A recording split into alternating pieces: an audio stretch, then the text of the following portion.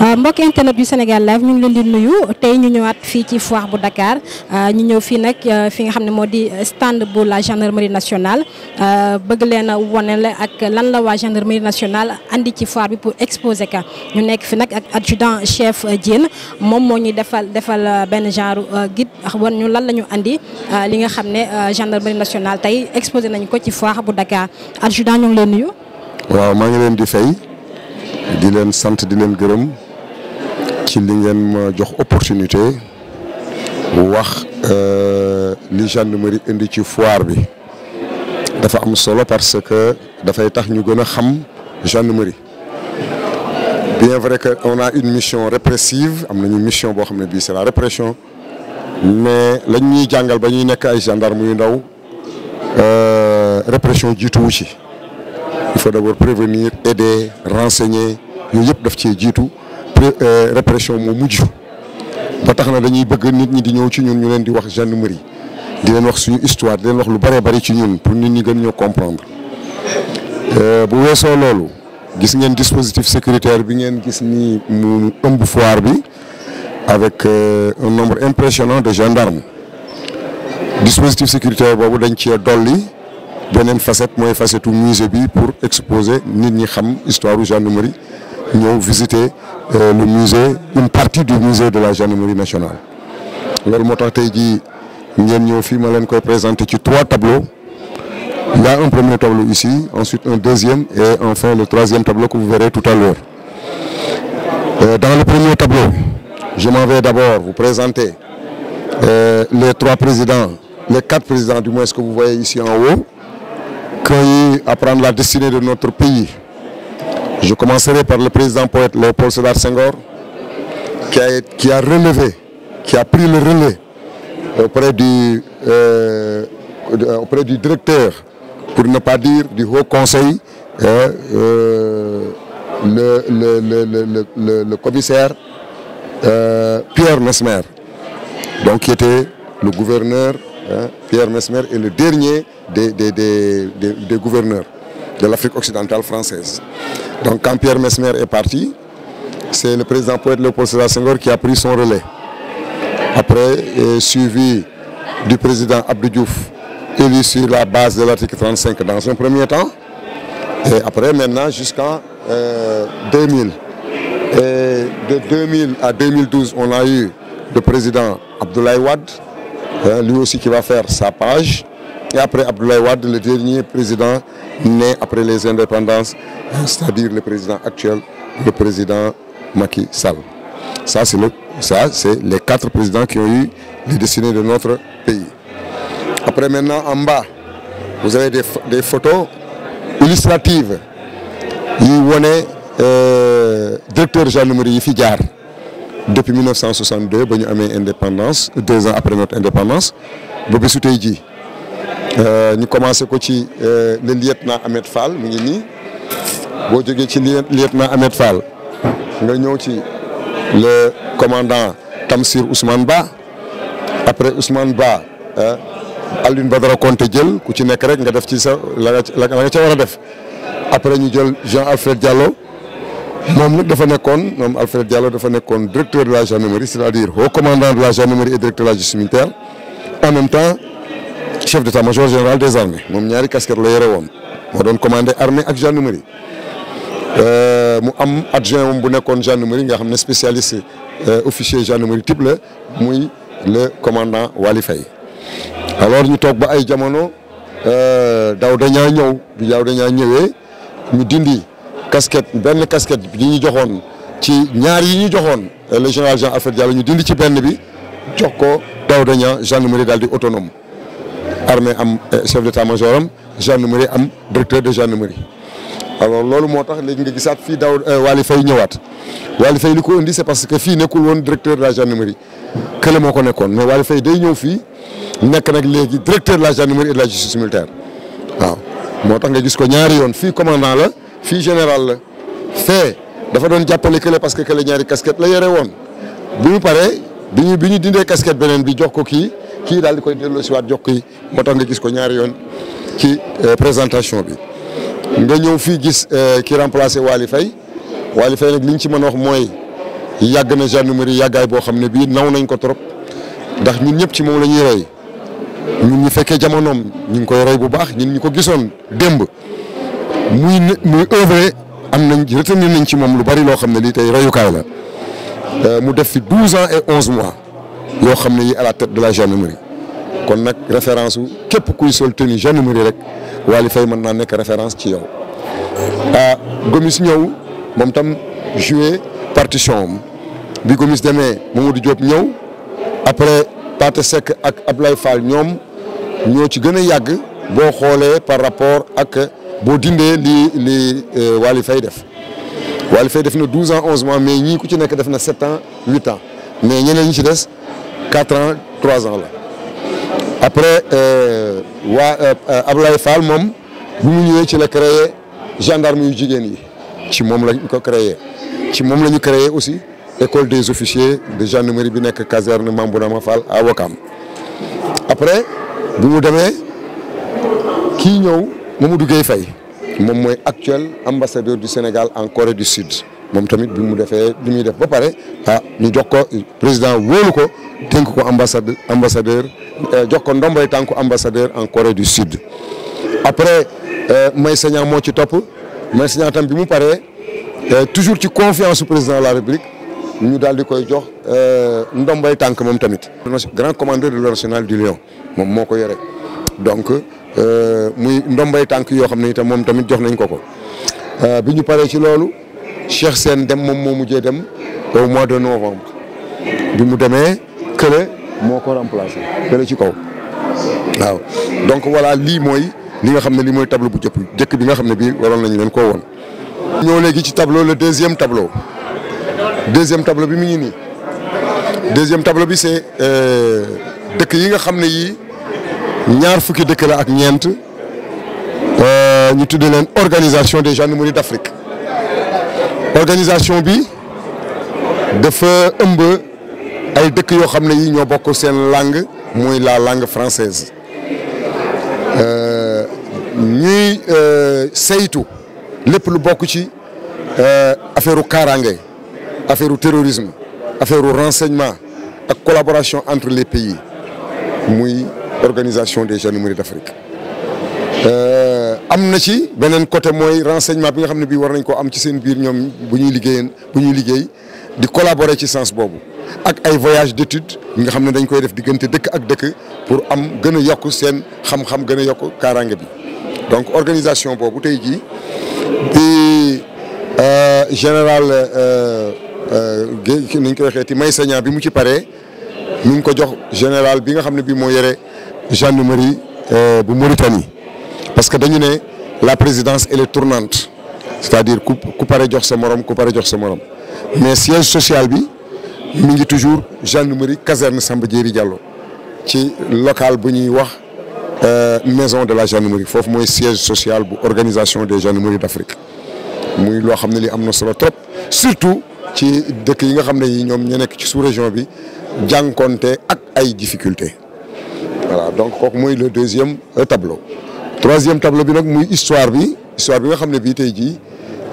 moom moo ñu tax a toog fii parce que bu ñuy wax histoire daf ñuy fàttali lu bari démb ma commencé ko ci guerrier traditionnel bi mooy suñu maam yi nga xam ne ñoom ñoo doon xeex pour ñu am indépendance ñoom ñoo ko reyante ba mu jeex tàkk pour tey jii lii ñu am nii ñu am ko ñoom ñoo bañoon tubaab yi noot ñu ñoom ñoo bañ ba bañ jotee tey jii bu ñu feexee nekk ci suñu jàmm ñii dañ ciy jouer lu bare mais dañuy wax ne ils étaient les plus farouches adversaires des pays sénégalais maanaam ñii rek la ñu bañoon ñu neeti leur bravoure à chacun d'eux n'ayant que peu d'égal seen fit foo ko dakk wees na ko mais bizarrement ils vont être les meilleurs cavaliers dans les rangs de ce pays mais liñ ci gën a jaaxal mooy ñoom ak ni ñu mel ak ni ñu bañee tubaab bi yëpp dañuy mujj nekk tubaab bi leen di jël si transformer leen ay pays dugal leen ci seeni rang lan moo tax parce que sénégalais dafa am culture fas ñun dañ koo miin ba xam ne foo ñu yóbbu rek dañuy feeñ ci affaire fas ñii ñoo xeex tey jii ba lii ñu am tey jii ñu am ko bu ñu jógee foofu ñu jël kii nga xam ne moom la ñuy tuddee Youssouf Bey mais son vrai nom c'est Joseph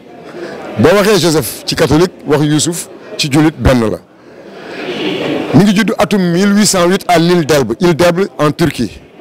la juddoo. il a eu une existence aussi romanesque que guerrière existence bu xaw a doy waar. à l'âge de 6 ans bi muy am juróom-benni at il a été enlevé par un corsaire tunisien benn corsaire tunisien moo ko jël yóbbu ko indi ko Tunis. Tunis la nekk ba muy am fukki at ak ñaar mu daal di rëcc daw dem dëkk bu ñuy wax Algérie. Algérie nag foofu la toog fa la amee ay ndombo tànk fa la xeexee fa la defee guerru Algérie bi nga xam ne bii Sénégal du moins France ak Algérie ñu ngi ko doon xeex ñu naturaliser ko France mu nekk ak ñoom foofu. di fa xeex ba takk grade général commandant la ville même de Montpellier ville Montpellier moom mi commandé na ko. et li ñuy wax rek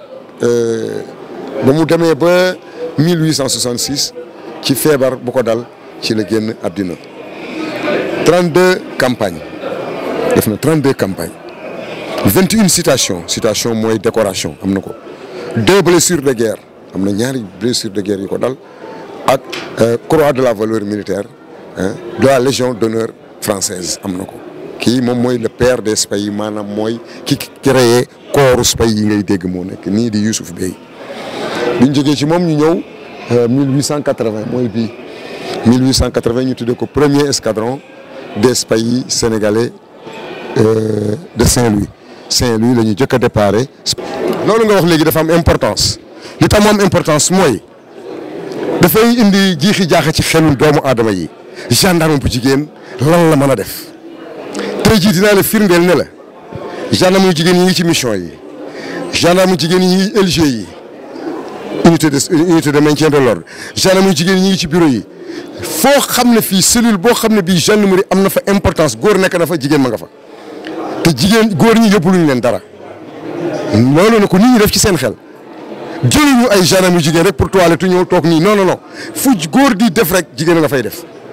boo demee ci mission yi ñoom ñoo ci gën a xarañ sax d'ailleurs mission extérieure même ñi ngi liggéey carrément ñi ngi def lépp lu ñu war a def ba dem nañu ba xàmmeetuñu leen commandement bi sax day am léeg-léeg problème. pour choisir góor ak jigéen tellement ñëpp benn lañ ci waaw donc côté boobu moom vraiment mën naa la ci rassurer ci citoyens yi may déglu comme quoi produit wu gendarmerie bu jigéen bi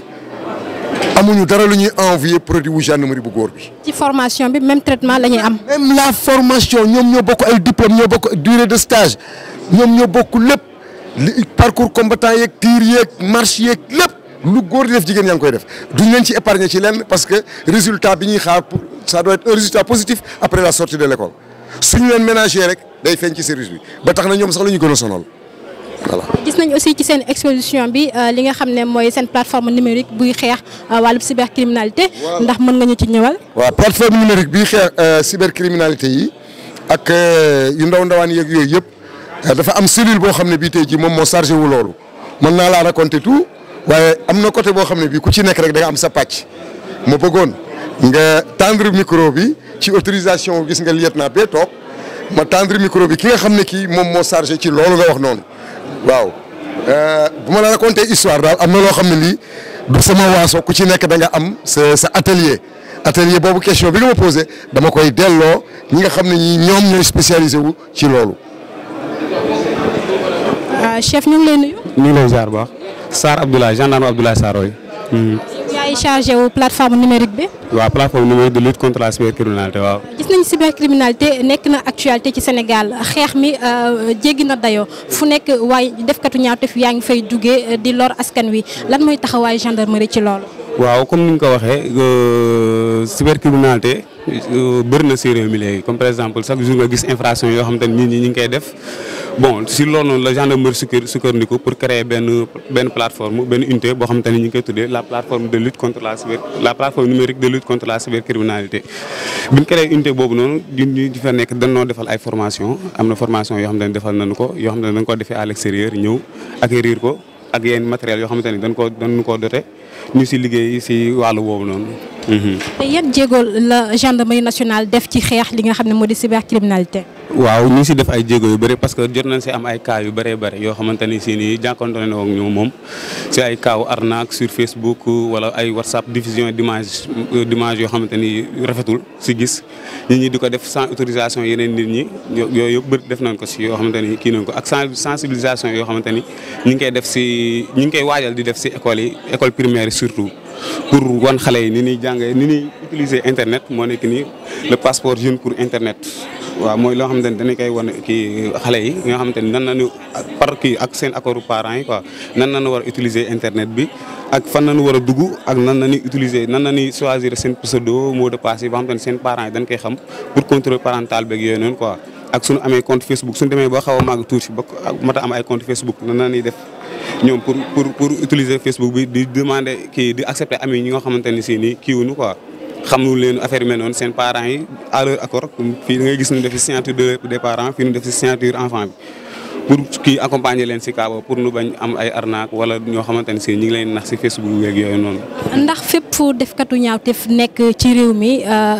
yéen waa gendarmerie mën ngeen taxaw dem jëli ko. waaw am nañ ko parce que ñun suñu unité bi nekk ñun dañoo am kii compétence nationale maanaam mën nañoo jugee Dakar dem Saint-Louis wala jugee Saint-Louis dem Tivaouane wala Touba fépp si kii Sénégal mën nañ faa jugee def liggéey bi nga xamante ne moom nañ koy def par rapport à la cybercriminalité. parce que nekk na loo xamante ni instant yii nii Sénégal li ñuy wax naan buzz quoi moom mooy nekk buzz parce que chaque jour ñun ñu jànkuwante seeg yu mel noonu chaque jour nit ñëw porter plainte wala plainte boo xam ne day jugee tribunal ñëw si ñun ñu liggéey ko ba am si ay résultats yoo xamante ni macha allah waaw ñu ngi siy góorgóorlu baax a baax waaw. ci domaine boobu lan mooy li ñu tere ak li ñu nangu ci wàllum net bi. si wàllum net bi si ban. lan mooy les interdits comme loo xam ne bu ko nit defee rek yow nee nañ la délit nga def. lan la délit nga def bon bëri na loo xamante ni si nii ay délit la par exemple nga jël image nit ki pas sur Facebook wala nga jël image nit koo xamante ni si sans son accord nga jël ko di ko diffuser. ak di utiliser ay faux comptes à d'autres fins yoo xamante ni si xam nga lu bon ak lu ñaaw moom ñëpp xam nañ ko même buñ la ko waxul sax taxaw ni la lii nii baaxul war nit ki si boppam war na xam ne lii nii baaxul mu bañ ko di ko def mais am na yoo xamante ni moom c'est interdit par la loi comme yéen di utiliser faux comptes yi di arnaquer nit ñi parce que loolu moom moo ëpp sax li ñuy def ak kaw Orange Money Wari ak truc du genre tout ce qui est numérique daal du mën sax internet rek tout ce qui est numérique am na loo xamante ni si nii loo lépp luy ñaawteef si loolu rek dañ koy tere quoi. waaw man la gendarme Moussa Mboup nekk escadron transport bu CTGN bu gendarmerie waaw nekk moniteur auto école di jàngale naka la ñuy dawale aussi di jàngale les règles impératives de conduite maanaam le code de la route waaw di former it aussi ñiy sol tenue lu mel ni gendarme yi di gendarme auxiliaire gendarme gradé officier. di former aussi yeneen corps yi lu mel ni douane waaw aussi di yëngu ci lépp lu jëm ci mbiru oto waaw di ko jàngale di si sensibiliser nit ñi waaw pour ñu maytu yenn jëye yi am ci kaw tali bi. ci seen expédition bu gendarmerie nationale ngeen andi fi lii lan la. waaw lii c'est un simulateur de conduite simulateur auto école waaw ci lii. bala ñuy yóbbu élément bi sur le terrain ci lañ koy njëkk a jàngal naka la ñuy respecter la circulation naka la ñuy dawale naka la ñuy amee une bonne tenue de route waaw buñ ko jàngalee l'essentiel yëpp fii lañ ko koy jàngal buñ ko jàngalee ba pare ci lañ koy yóbbu ci réalité bi pour mu confronter la réalité dindi stress bi yooyu yëpp waaw parce que presque pratiquement amul benn différence lu dul génne yenn kii pour won ko ni lépp li nga jàngoon. nii lay doxe quoi ni réalité bi nii la demee mais li importance bi mu am non seulement que dina la jàngal dawal technique yi nga war a dawale yëpp maanaam doo jéggi sa embrayage di accélérer gi technique toutes les techniques dina la ko jàngal waaw xam ni ngay dawale ba pare nga ñëw mu jàngal ak code de la route naka ngay dawale ci kaw tali bi ba doo def benn accident léegi gendarme bi nga xamante ni wala force de l'ordre bi nga xamante ni formé nañ ko ba pare bis bu demee sur rencontrer la circulation du am problème mu dawal mais pour mu découvrir réalité bi la par contre boo jëlee koo xamante ni jàng na te jaaru si simulateur bi nga njëkk ko mu def pratique heure bu ñëwee simulateur bi rek da ngay gis mu am yenn problème yi boobaa ak simulateur bi da koy corriger parce que moo gën a sensible la réalité waaw kon sa erreur yu bari yi ngay def te xamoo ko boo ñëwee simulateur bi da ngay gis sa erreur yu bare. ndax bépp gendarme dafay jaar fii wala uniquement conducteurs yi ñoo fi jaar. non ñun dañuy former ñoo xamante ni mënuñu woon dawal maanaam ñi nga xamante ni mënuñu woon dawal dañ leen di jël former leen jëlee leen ci niveau bu bas wala niveau 0 former leen bañ nekk ay type conducteur waaw aussi am na des cours de perfectionnement. koo xamante ni jàng na dawal toog lu yàgg dawalu dem ba fàtte yenn notion yi ñu jël ko daal di éveiller mémoire bi doon nelaw ci moom fàttali ko li nga xamante ni moom la jàngoon pour mu mën a continuer nekk un bon conducteur. ba ngeen ñëwee ci foire beeg tey ñaata visiteur nga am ci lii. waa instant bi mënuñu xayma nombre mais mën na je peux dire que li ma am ci visiteur mën naa wax ni pratiquement pavillon bi maa ci ëpp visiteur. Ça montre l'importance du simulateur l'importance de la conduite waaw nit ñi bëgg nañ dawal bëgg nañ mën dawal bëgg nañ am permis waaw pratiquement da ngay ñëw fekk mu fees del ak ay visiteurs waaw da ngay ñëw suba ba ngoon jot doo mën a doo am arrêt machine baa ngi daw tout le temps yooyu je peux dire j'ai des milliers et des milliers de visiteurs maanaam des centaines par jour. simulateur bi yéen ñi nekk ci corps bi rek ñoo koy utiliser wala civil yi tam bokk nañ ci. non en temps normal ñun du ñu former lu dul force de l'ordre sauf si à l'autorisation de notre chef suprême le général de division waaw le commandant de la gendarmerie moom moo mën a autoriser mooy joxe ordre pour ñu former ay conducteurs là moom moo ci mën a décider. mbokk internet yu Sénégal live niñ leen ko waxee woon sànq fii ci foire bu Dakar waa gendarmerie nationale li ñu fi andi mooy lépp li nga xam ne adjudant bi wax na ko fi du lépp nag lañ mën a wax ndax loo gisul ne am na lu ñuy umpale waaye fii daal ci foire bu Dakar gendarmerie nationale andi nañu fi lépp li nga xam ne ñoom jàpp nañu ne war nañ koo xamal ak askan wi. d'habitude dañuy faral di gis li nga xam ne mooy travail fini bi lu ne fàng rek lañ faral di gis mais fii am na fi loo xam ne ci biir gendarmerie nationale lay xewee fii ci foire bu Dakar andi nañ ko fi ngir xamale ak askan wi gis ngeen li nga xam ne moom la fi chef adjudant wax aussi ñi nga xam ne ñoo nekk ci xeexum li nga xam ne moo di cybercriminalité wax ba ci sax li nga xam ne moo di simulateur conducteur bi tam wax nañ ko fi ñi nga xam ne ñooy seeni njiit tamit wane nañu ak ñoom fii ci gendarmerie nationale ñoo ngi leen di jaajëfal.